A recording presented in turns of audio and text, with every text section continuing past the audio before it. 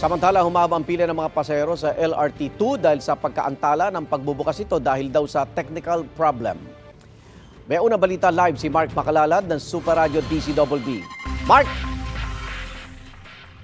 Igan, malaking abala para sa mga pasahero ng LRT2 ang pagkakaantala sa pagbubukas ng biyahe nito. Dapat kasi alas 5 ng umaga ang unang trip dito sa LRT2, pero ang sinasabi ng pamunuan ng LRT2 ay gagawin na ito ng alas 6 ng umaga dahil sa technical problem. Ang resulta niyan, mahabang pila ng mga pasahero na nag-aabang ng masasakyan.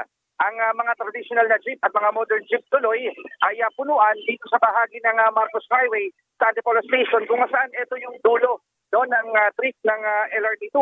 Dapat ang pagbubukas ng LRT2 dahil sa technical problem.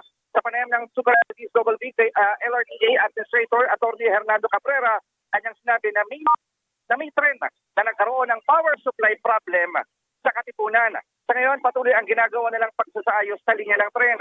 Sinabi naman ng mga nakapanayam natin ng mga pasahero na nangangamba sila na baka sila sa kanilang trabaho o di kaya naman yung mga estudyante malate sa kanilang mga klase. Nabatid sa itong LRT2 ang may pinakamaraming bilang ng mga pasahero estudyante ang sinasakay kada araw dahil umaabot sa 80,000 na mga estudyante ang sumakay dito dahil ito ay nagsiservisyo sa kanila papunta sa University Belt. So sa mga oras na ito ay nakikita ko nakasara pa rin yung gate ng Antipolo Station at hindi pa rin nagpapapasok ng mga pasahero kaya marami pa rin yung nag-aabang ng mga pasahero na masasakyan at patuloy din yung paghaba ng mga pila dito ng mga pasahero. Mark, Yan ang sitwasyon dito sa Antipolo Station. Yes, Igan.